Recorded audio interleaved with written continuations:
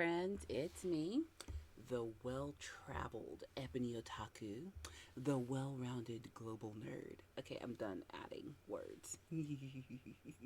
This is just a video about the trip and that I just took to Iceland. You may have seen me posting.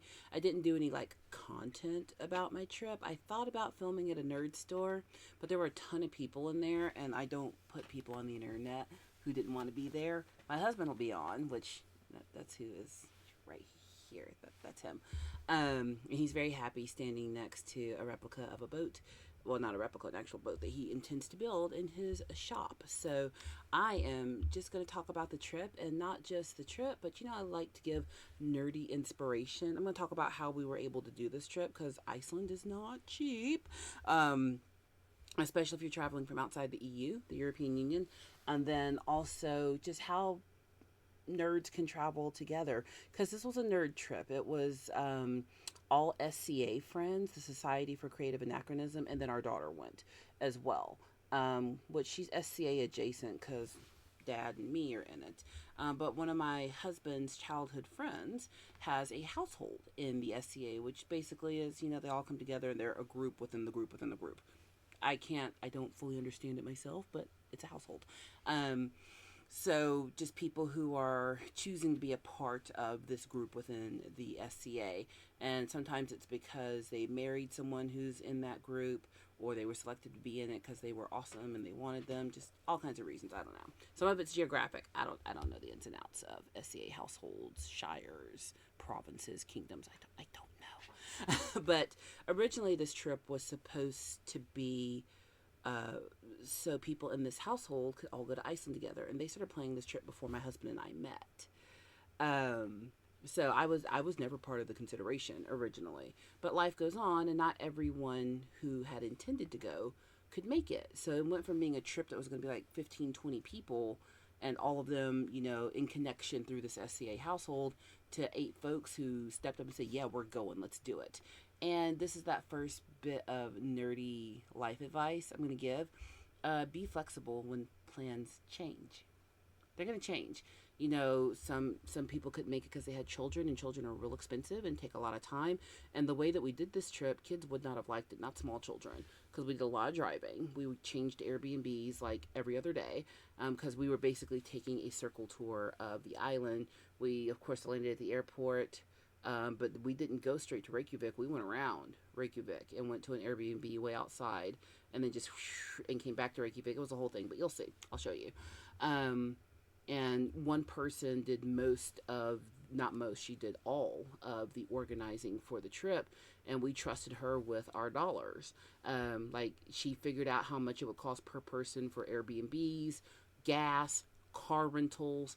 And then, of course, everyone's responsible for their own food, which, let me tell you, on an island that doesn't grow much and they have to import everything, you're looking at $100 a day per person to eat. I'm just be real about it.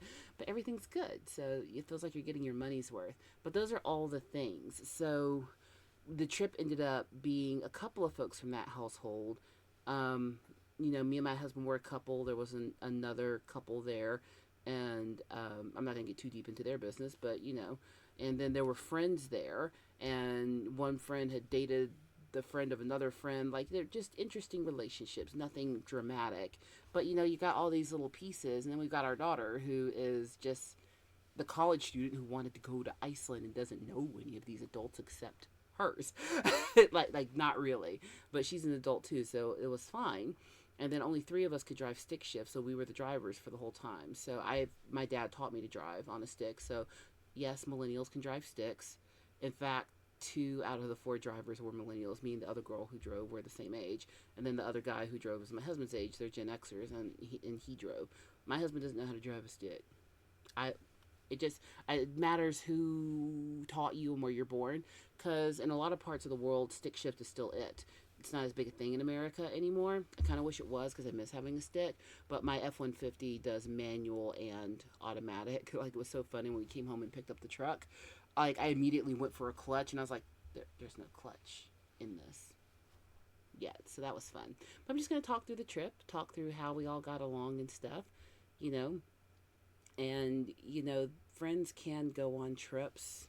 Family can go on trips. and trust each other and have a good time, and just remind ourselves that humans are going to human no matter how great the circumstances are, and that's okay. So let's just talk about the trip and go through some things. I have so many photos. Like, y'all are gonna get photo like fatigue, but it's fine. My little I did this in a Google video because it was easier. So my little play button is over there, so you'll see it popping up once in a while. But this, when we got off the plane, we immediately like drove to the nearest little town. They call them settlements, and proceeded to like get breakfast because we landed in the morning, and we went to this little Viking museum, and it was really really cool. My husband, we built him a shop on our own property here in America so that he can build a boat. Like, that's literally what it's for. I mean, amongst other things, he's a woodworker, but this is pretty close to the kind of boat he wants to build. So he was so happy. Like, the look of pure joy on his face just like brings me joy. And then like up here, this game, I forget what it's called, but every year our SCA household, so like I'm looking up, woo, that way, top right, I guess is that y'all's left. I don't know. I think it's the right for you. But that way, look at the direct diagonal to my finger. That little game, we learned to play. They had the instructions there. But for our SCA Christmas parties, we do like Dirty Santa. And there's like a $25 gift limit. And I didn't know what that meant last year because it's my first year in the SCA. And $25 meant like, I don't know, materials because you felt like it. Like, people like just have wood laying around and like built stools and chest of drawers and benches and stuff, and we're like, here, it's $25 because this was like what I just had and I just made it. So I'm going to actually 3D print a version of this game for Dirty Santa. I'm also doing a Lord of the Rings themed chess set. Like, that's going to be a whole thing. I'm really excited to do that. But we went inside and looked at mound houses as well. Those were on the property. And it's just, everywhere you look in Iceland is going to be beautiful views. So get ready for like the overwhelming everywhere you go. Like, we started out on the south side of the island, and just, we had the way that the girl who arranged the trip did it was, as we got closer to our next Airbnb, there were stops along the way. Like, oh, we did driving that if we had done it straight through was 3 and 4 hours of driving, but when you stop and break it up, it made it better. So we looked at a volcano cauldron. I think technically that's an active volcano right there we're looking at. We stopped and looked at our first waterfall. It was beautiful. We discovered that there is this crazy little fly that lives in Iceland that is everywhere. I don't think it bites, but where there's livestock, there are bunches of those flies. So as we were driving down the road, we encountered this, and we're calling it, from the trip, we call it the sheepening. So we were on our way to our first Airbnb, and everyone's tired. Remember, we just had landed. We'd been in Iceland for a few hours, and we're like, we want to go to the Airbnb. And all of a sudden, traffic starts backing up and stopping, and we see all these sheep crossing the road. And I'm driving in this one, so I'm taking these photos stopped, like in park, because there's just sheep everywhere. And we're like, why are there sheep everywhere? Now, I live kind of in the country, so I see farm equipment going down the road, and you have to like get over or wait for it to go. I have seen people moving their cows and horses from one pasture to another, stop traffic, but that's like for 5 or 10 minutes. This was hours of waiting for sheep. So part of what the early livers of Iceland, people who lived in Iceland, brought over was livestock, because Iceland doesn't have a lot of native anything to it. So sheep were one of the earliest herds brought over, is what we learned, and sheep took over. But you got to remember, sheep give warmth through their wool, sheep give meat, and they give milk. So, but a lot of the reason the island doesn't have trees anymore is, one, the Vikings cut them all down. There were trees on Iceland, but they're gone now. It was the silver birch was the most prominent tree we learned. We learned so much on this trip. But then sheep, there's so many of them that they don't let trees grow. They gonna eat them. And the reason there are sheep everywhere is Iceland is kind of living in the past and the future at the same time. Like, there's some infrastructure things in Iceland that it's like, whoa, y'all are beating Tokyo. And then there are some things it's like, huh, what a nice reminder of the past. And this sheep herding event is one of them. We didn't know this was happening. I don't know the proper name for it. We just call it the sheepening amongst our little group. But what's happening here is there are families in different areas of the island who basically kind of like a group herd system. I think, an equivalent in America might be like sharecropping, where, you're all farming the same piece of land and all get to have a profit. The sheep kind of like that. I don't know exactly how it works, but they let their sheep and horses just roam the island during the spring and summer. Just poof, open the gates, get out, go. And like when I say there are sheep everywhere, there are sheep down by the river. There are sheep on the mountaintop. There's probably a sheep on the glacier. There's a sheep in your bed. There are sheep everywhere. And like there's fences and stuff, but like them sheep look at them fences and be like, what fence? Hop. Like I learned on this trip that sheep are jerks. But they spend a week or so before winter just getting on horseback and going and gathering their horses and their sheep. And that's what we ran into. And it's not even like an age or a gender thing. Like everybody in these families out here getting these sheep and these horses. And there were folks, young people, old people, didn't matter, who would be on a horse and have like four more horses in a string riding with them because they didn't want to tire a horse out so that you could see the saddle marks on the horses. So they'd switch horses to not make the horses too tired, or maybe they were breaking in new horses to this. There were working dogs out there, so there were a couple of Great Pyrenees, a lot of Border Collies. And if you've never seen a working dog at work with its job, it's beautiful. But we got stuck in sheep traffic for 3 hours and we were so tired. But you know what? If you're gonna get stuck, why not for sheep? So often they'd cross on the road and just go bah at us. But when we finally broke free of the sheep, one of the things we got to see was our first really big waterfall. My husband and daughter, they went up into the waterfall back here. There's actually a staircase where you can like walk around it and go under it. I wasn't. Mm-mm. That wasn't for me. So I went hiking. And there's like a whole path that takes you to like other waterfalls. Someone saw me taking pictures and they were kind enough to just take a picture of me, and I appreciate it. Are we not the cutest thing ever? We are. But with that, you know, when I went looking for waterfalls, I started a personal obsession on this trip, and that was looking for troll caves. So every time I saw a hole in some rocks, I was like, troll cave! It's a troll cave! See this? See this? Troll cave. Troll cave. Troll cave. Like, it's Iceland. Yes, there have to be trolls. And as you're looking around, you're probably going, man, this feels real Lord of the Ringsy. I got some photos for you. I got real solidified. So I took like a 1.5 mile hike to other waterfalls while they were under that one. And what's really cool that I learned was that Iceland only started getting this huge influx of tourism like 15 years ago. So they have built this crazy infrastructure really fast. Like at most big spots, there would be like a truck that had like coffee and sandwiches for sale, if not a little shop. There would be good toilet facilities. Like parking was good. We didn't have to pay to park at a lot of places, but again, that was included in our what we paid per person to go. So yeah, you can trust friends with money if they're trustworthy. Just be trustworthy. Not hard. But yeah, so after looking at all of those waterfalls, you know, we get to our first Airbnb, and no. Oh, this one's out of order, but don't care. So this is another waterfall that we went to look at. And do y'all see this? What does this look like? Where is this? That's Mordor. Now that white part way back here, that is a glacier. And on this same day, we went to see this massive waterfall that I couldn't get a no people picture of because you could actually like walk down there and get closer to it. She doesn't do heights like that. I'm not into it. Yeah, I'm tall, but like I know exactly how far from the floor I am. It's 6'1". I don't like to go higher than that if I can help it. But we did go see a waterfall that's coming out of glacial melt. That photo is not edited. That is the color of the water. And that's not even the best picture I took. You can stick your face in that and just drink. Like it's too cold for anything to live in it, but it is still flowing fresh water. So like them bottles of Icelandic blah blah water, that like legit they are bottling it just from waterfalls. And the glacial waterfalls are everywhere. Just driving down the street, we'd be like, oh my goodness, waterfall, waterfall, waterfall. It is a good time.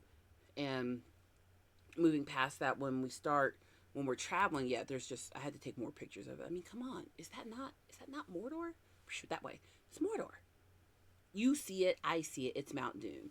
Like we were all mesmerized by this particular waterfall, and I'm kind of proud of myself because this picture right here, I actually took under the bridge that goes over the waterfall. My husband's childhood friend kind of coaxed me to go down there, and it was kind of on solidish ground. So I'm proud that I did it because I got a really good shot of the water, and the sound of the water, like just magical. Um, but she ain't doing that again. I mean, I did it. Iceland didn't know me anything. I don't have to do anything twice. Nope, I don't have to do it. Once I've experienced it, I'm happy. But then we got to our first Airbnb, and this is the morning after we got there because we got there in the dark because of the sheepening. Sheep made us late. But when we woke up, this was the view. This is what we saw: these mountains in the distance, this beautiful river. That farmhouse is the house of the people who owned the where we stayed. It was a barn that had been converted and had like 5 bedrooms in it with multiple beds. And of course, that's me and the hubs. That's Mr. Otaku for those of y'all who don't know. But we wake up to this, and I go back behind the house and see it. And I honestly started crying. I was like, "Oh my God, it's so beautiful!" It's our first sunrise in Iceland, and that's what we're greeted with. Like, come on, just and the scenery is overwhelming. Like, there was discussion in the group, like, do people who live here just get tired of it? Like, I live in the South, and there are some beautiful, beautiful bits of scenery here. And I'll be honest, I don't get tired of them. Like, there's certain corridors of the interstate that I love driving during the spring and summer because of how lush and green and beautiful they are. And I never get tired of looking at it. And I imagine people who live in these ways feel the same way. There's a difference between being born somewhere and moving somewhere. But, growing up somewhere makes you feel familiar with it as well. So there's like that, love it. After we did that Airbnb, we went to Reykjavik for 2 nights, which is, the biggest city in Iceland. Now, when I say big city, that's like 160,000 people. It ain't massive, massive. I think my high school had that many people in it. I'm joking, it wasn't that big. But I live in a city that's not that huge compared to Nashville, where I used to live. Like the city I live in now, that's the number of teenagers that live in Nashville. Yeah, and we don't have skyscrapers or anything. Neither did Reykjavik, but there was this nice little zoo in the middle of the town. So the second day we were in Reykjavik, everybody just kind of went out and did their own thing for a day before we all met for dinner. And my husband and I walked about a mile and a half, 2 miles. We were going to the nerd store, actually. And on our way, can I pause? Can we talk about how Iceland has pedestrian walkways everywhere? Anyway, but we walked to the nerd store. My husband bought something. I have everything, so I didn't buy anything. Did I buy? No, I didn't buy anything at the nerd store. I bought my son something that I have not given him yet. I bought him a Naruto hat, and I need to give it to him today. Had my husband try it on to make sure it would fit. But don't you love his little sheep hat he got? Okay, another sidebar before I talk about the zoo. So you see me wearing this scarf. I have a friend who knits, and I will give you her information if you would like it. She does custom work and will ship it. But we wanted to get matching scarves, kind of, for this trip. My favorite color is pink, and his is purple. So I have another one of these hat scarf things with the cat ears that she made me years ago. But it's black with pink ears and little pink mitten. The kitty paws on the mittens, and this is like real wool that she did this with. So she did the highlight portions of mine in the color of his scarf, and on his scarf the tassels are the pink from mine. So yeah, we're adorable. And he bought this hand knitted sheep hat in Iceland. Had to, like, come on, the sheepening. But anywho, when we were going to the nerd store, we passed the sign for the zoo, and we were like, I don't want to go to the zoo more. We want to go to the nerd store. I'm not gonna lie. I almost filmed a short in the nerd store, but again, there was just too many people in there, and I don't just be putting people on the internet. That's rude. So we went back to the zoo. We had lunch there. I had the most delightful fish stew. There are a lot of places, like local restaurants, that the main food there would be like a super stew, and you like pay money and you get like 2 servings and sometimes unlimited servings. And that zoo had just the most delightfully just, like, how sometimes you order lobster bisque at a restaurant here and there's like half a piece of lobster in there? Like, no, every spoonful had nice big chunks of seafood in it. It was hearty. It warmed me from the inside. It was great. Now, I know you're looking at us like, isn't it cold? Sometimes. We did a whiskey distillery tour, and we were asking about the weather, like for growing and stuff, and he said that Iceland is like pretty mild, just mild on the cooler end. Like SoCal, Southern California, is mild on the warm end, and they're mild on the cool end. So they don't have huge fluctuations in weather. It does snow. You can snow at 40 degrees if the conditions are right.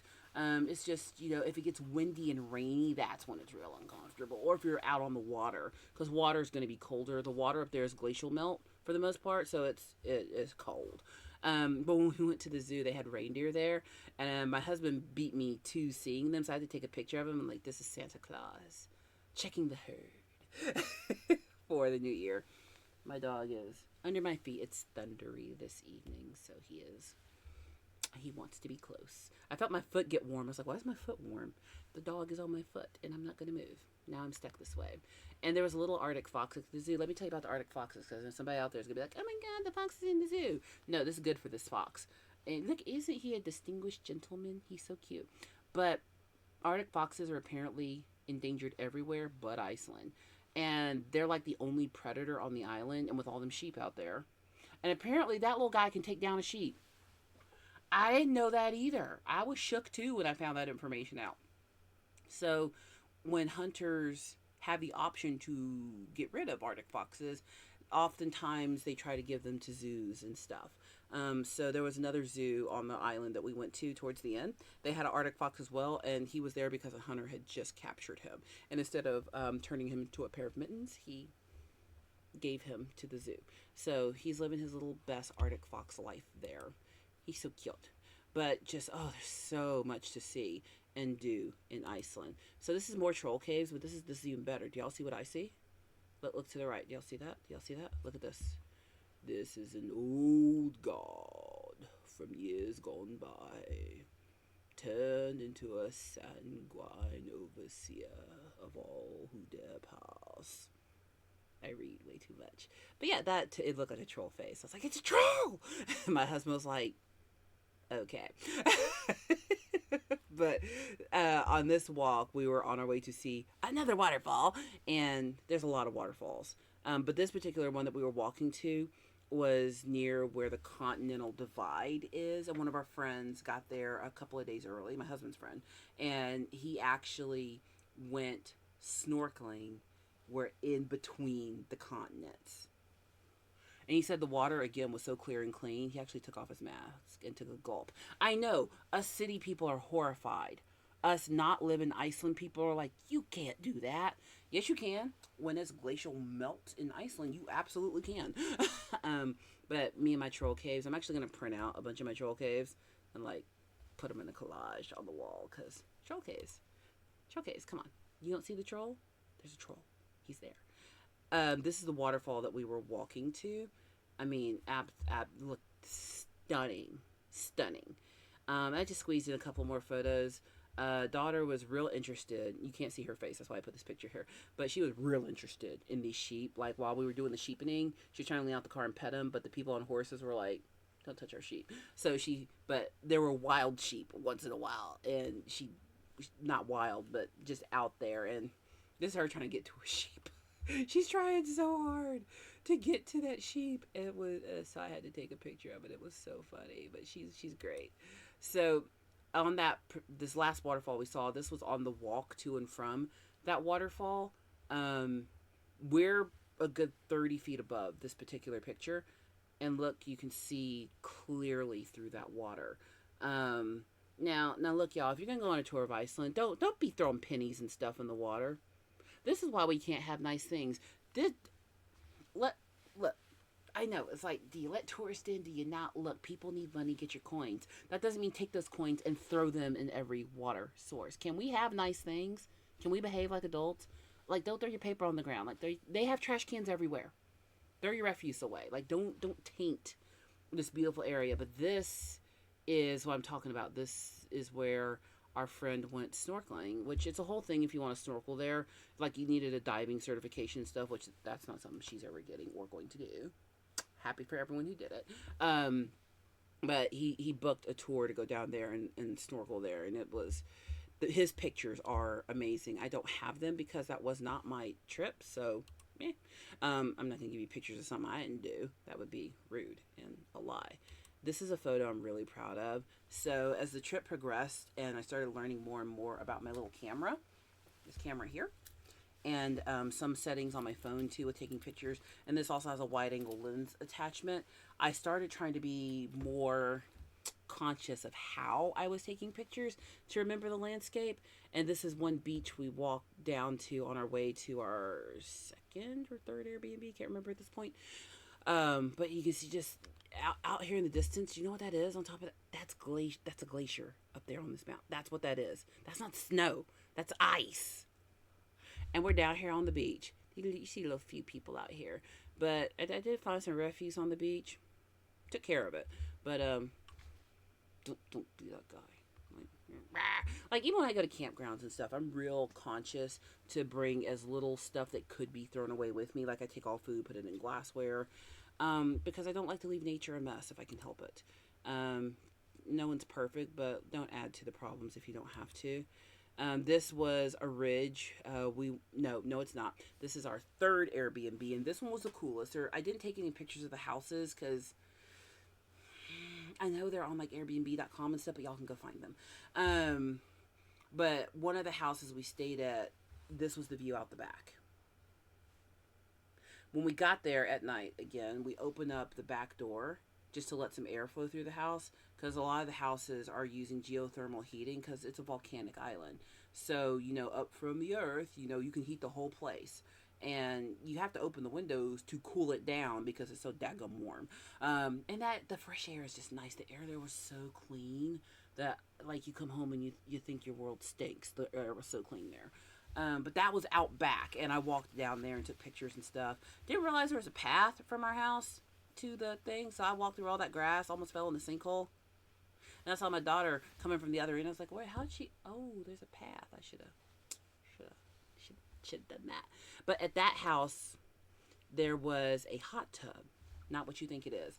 It was a natural hot tub. So there was a hot spring, a little bitty geyser under this hot tub.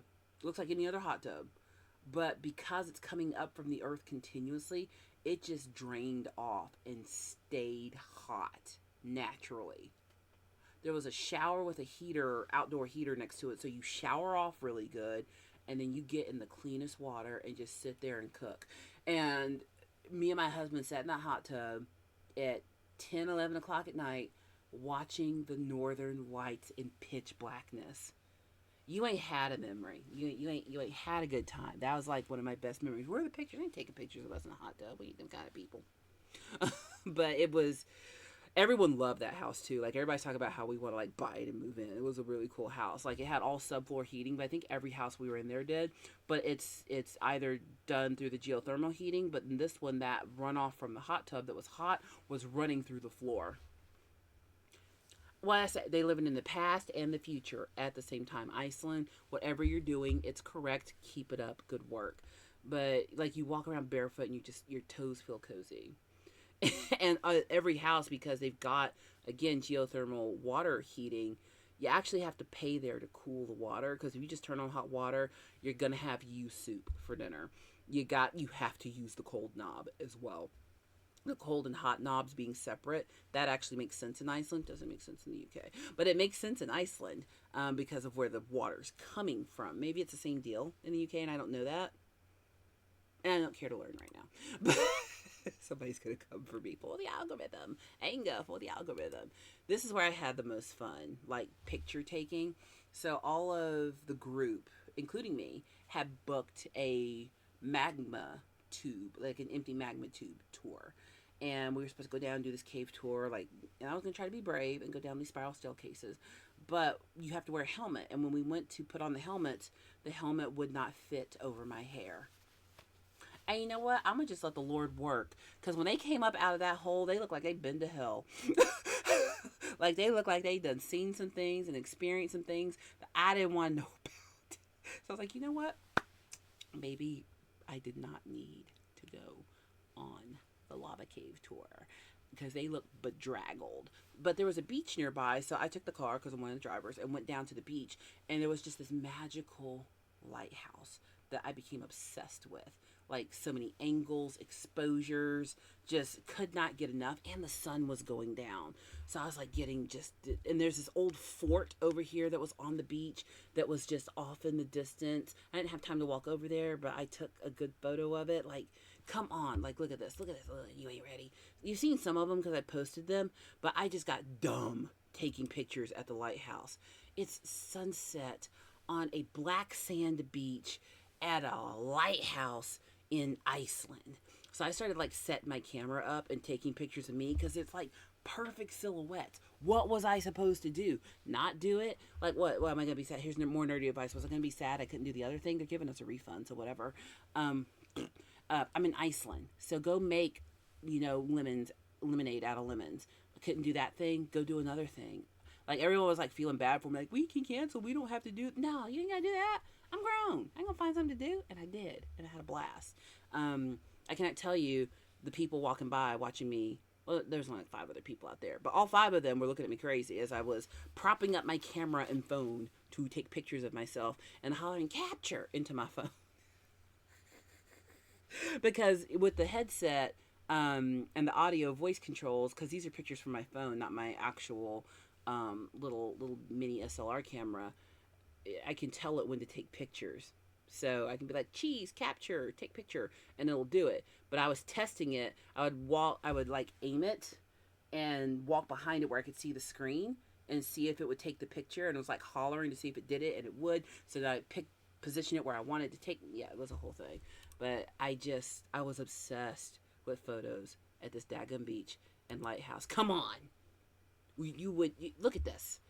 Is that not great? I mean, yeah, my clothes are a little bulky. Those are actually my rain boots I'm wearing. I brought my rain boots and I ordered a pair of boots that have faux fur in them, but the actual part where your foot goes was waterproof, and then up the boot to just under my knee were water resistant.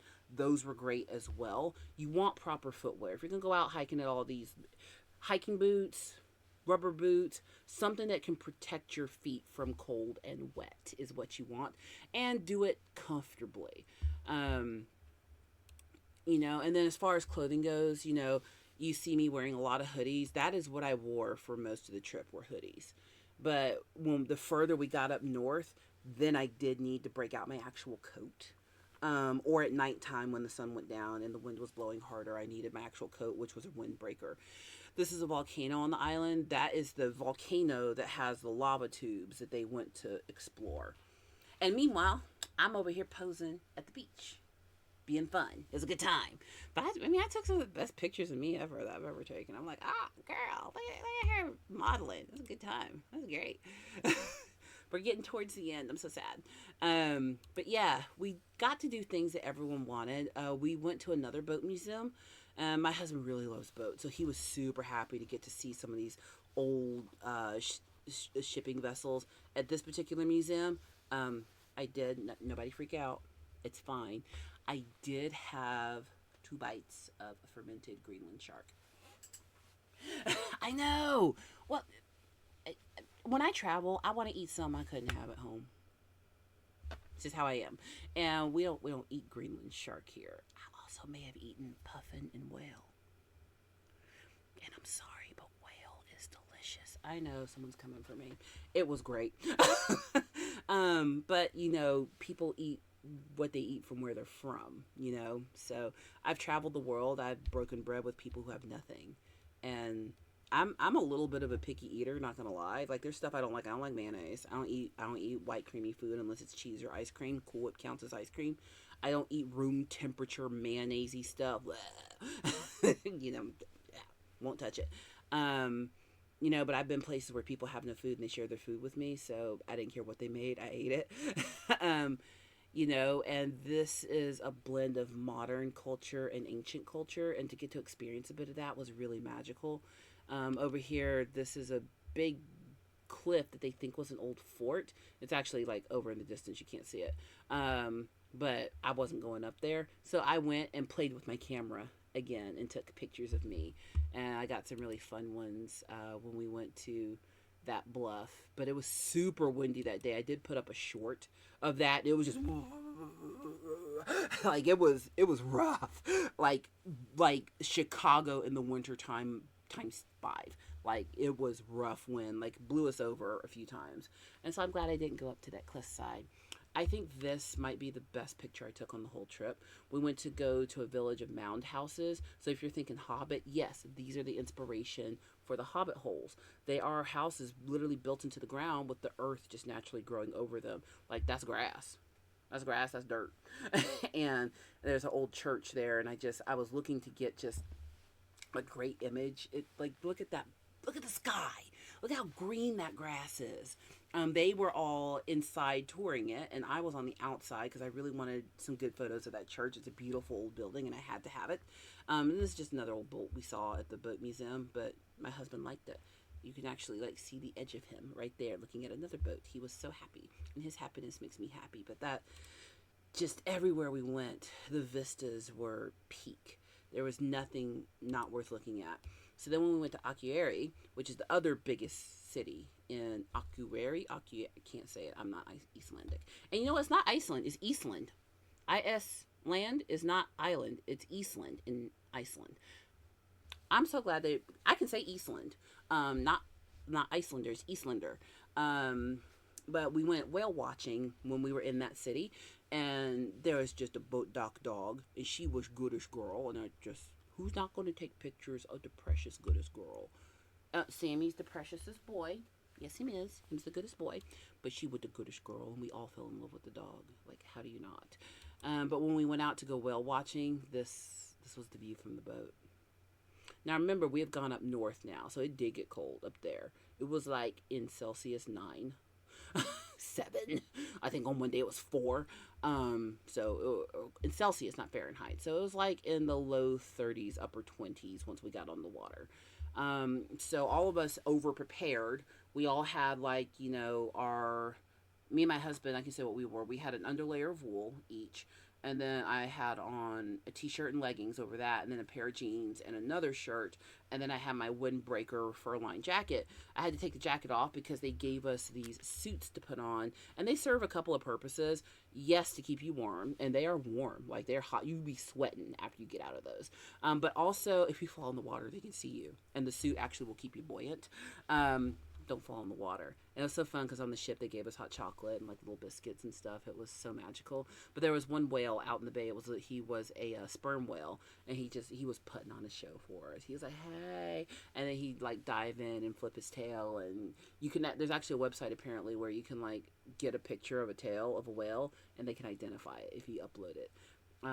Backs of heads are okay, but this is his spout coming up out of the water, so that's how we know where he was. So he go like whenever you see the tail come up, they're going way down, but they can only stay down for like 6-7 minutes, and then you have to come back up. And so there's somebody up in the nest looking out for where the whale is, and then they turn the boat so we could all see the whale. It was so amazing. So like the whale was free and we were in the zoo. I think the whale took its kids to the zoo that day, but as we were leaving the dock, that is the direct view of the dock.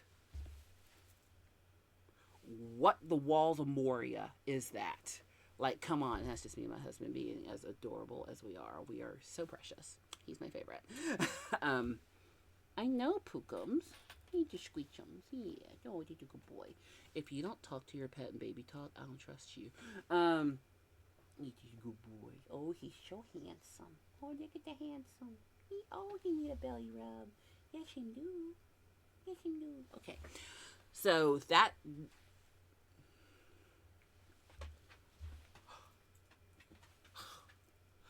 and this is the city of Akureyri that I can't say. It was so funny because when we did this morning, this is where some more nerdy advice is coming in. So this was the third to last day we were there. Second to last day. No, third to last day because we had to go back to Reykjavik for a day before we flew out.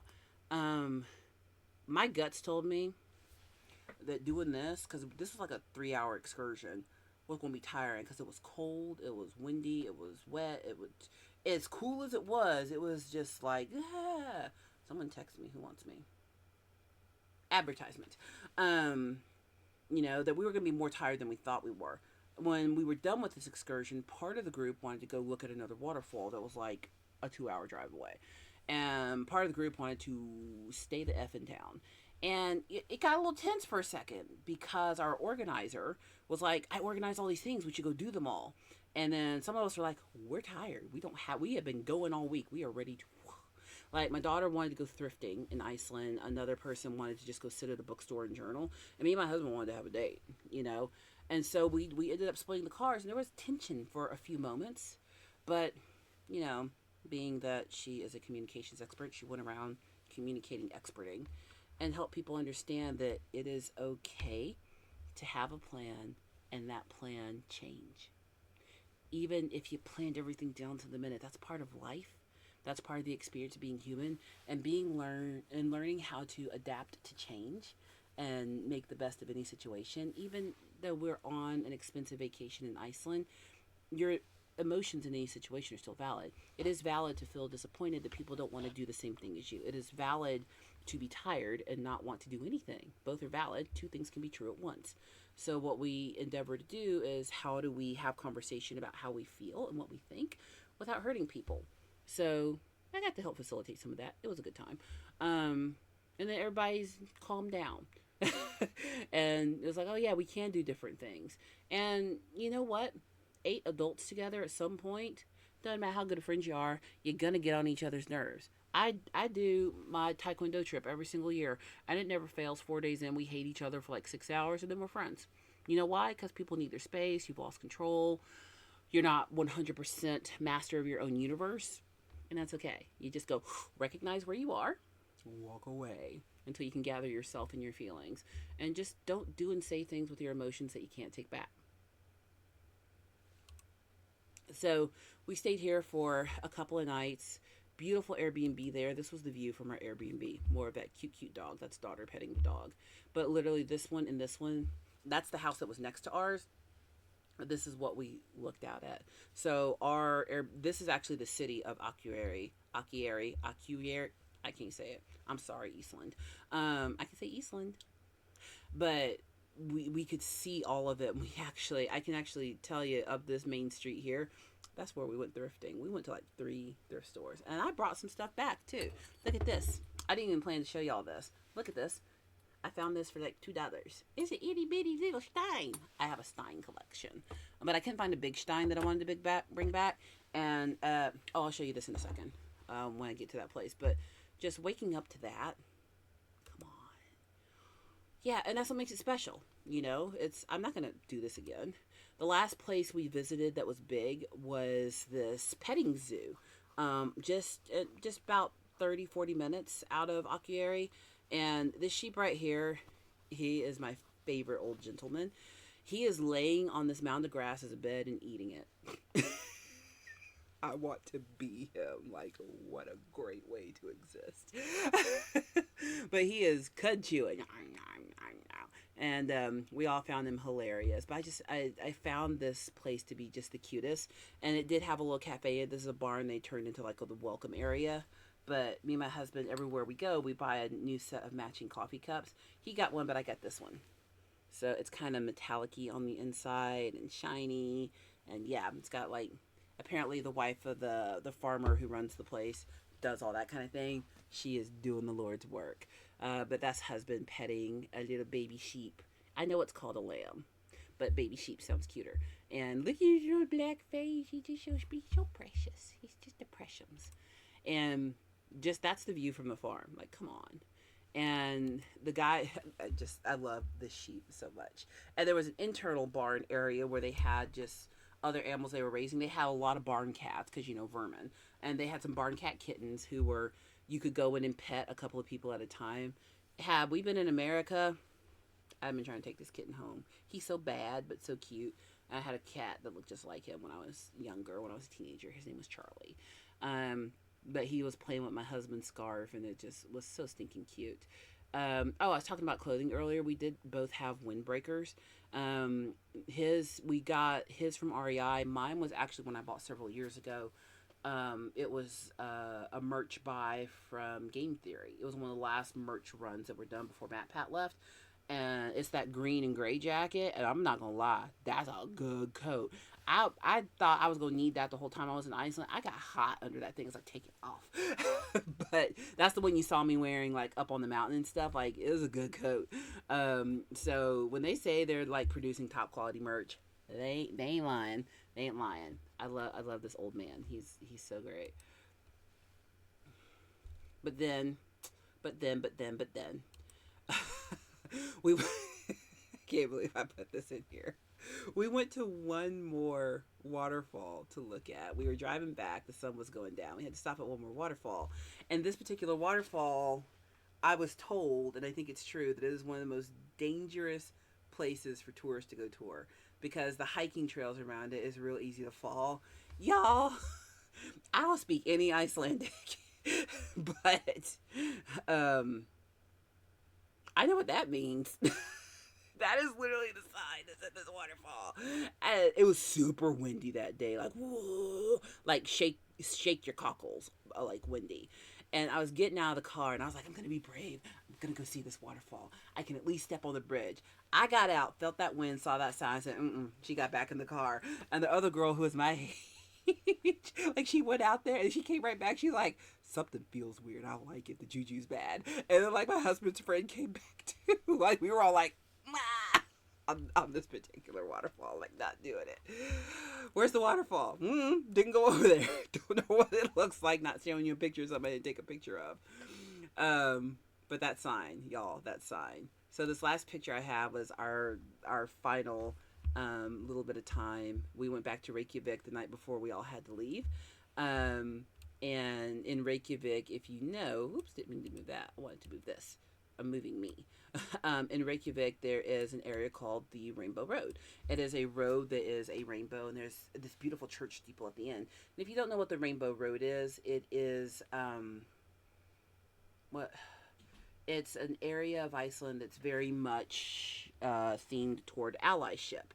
And actually, all throughout Iceland, there was a lot of ally materials. If you're looking for a country that is real, like, welcoming, Iceland is. But Reykjavik does have a lot of the real touristy stuff, and there's nothing wrong with that. I come from Nashville. I'm from a tourist area. Like, I gotta get your coins. But a lot of people want to get a photo there of the street empty. You can only do that at like 5 in the morning, 4 in the morning, which I did not.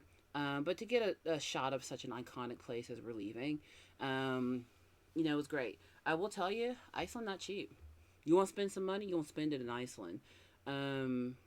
Just full disclosure, I think on 8 days of food for me, myself, and my husband, I did cook 3 meals for the group while I was there. Cooking those 3 meals, so I cooked a dinner and 2 breakfasts. And it was nothing fancy. I made a chicken stew with rice, and I made an omelet casserole one day, and I made pancakes and eggs one day. That's $200. The eggs were $9 for a dozen. And I needed 2 dozen eggs, one for one day, one for another. So it's expensive, even if you plan on cooking. We did take our daughter to a Michelin star restaurant. It was her first experience. She actually picked it to go eat at because she thought it was just like a little Asian bistro, and it turned out it was Michelin star. But she was freaking out when we got there. I was like, we're in Iceland, girl, we gonna have a Michelin star meal. And we did. We spent almost $300 on like 5 bites this big, and the best beer I've ever had in my life. Hashtag worth it. When you go somewhere like this, that's going to cost a ton of money. Even though we for the trip only paid about $900 per person, it's still $100 per person a day to eat. Like a cup of coffee is $10. It's the best coffee you ever had. Like a Danish is $10. They can make some bread, and then excursions and stuff like that isn't free. You're looking at $1,000 per person minimum. On top of the cost of staying there. If you want to rent a car, you better know how to drive a stick. They have automatics. They cost twice the price. But sometimes you just have to have experiences. I've said it before and I'll say it again. My husband and I are both north of 40. He just turned 50 this year. I will be 43 at the end of the year. We are both 20 and 30 years into our careers. We are at a place where we can do stuff like this. But trust me, when I was 20, I couldn't do this. And a lot of the travel I've been able to enjoy is because of the work that I do. My company has sent me a lot of places that I never would have gone on my own. I am privileged and blessed that way. My husband has been traveling more with me than he ever did his whole life combined. Once he met me, I was like, we don't stay home. We go. We're already planning our next international trip in a couple of years. The kids are leaning towards Costa Rica or the Azores in Portugal. So we'll see in a couple of years because son should be out of college by then. Daughter should be done with her PhD program. I know your life's so sad. Talking to someone who's not him. Um, but we're at a place where we can do something like this. Would I go to Iceland every year? Absolutely not. I probably will never go again. I got the experience, but experiences are worth spending money and time on. And my husband and I are very relaxed vacationers. We're people who like to go park and enjoy a spot. We're not really like go here, there, everywhere. So this was a different kind of vacation for me. When I do my Taekwondo mission trips, that's different. That is here, there, and everywhere. But I'm there to do work with Taekwondo and children. Um, when I'm trying to relax and enjoy a place, I want to relax and enjoy the place. So it was interesting for me to get out of my comfort zone and vacation in a way that I never have.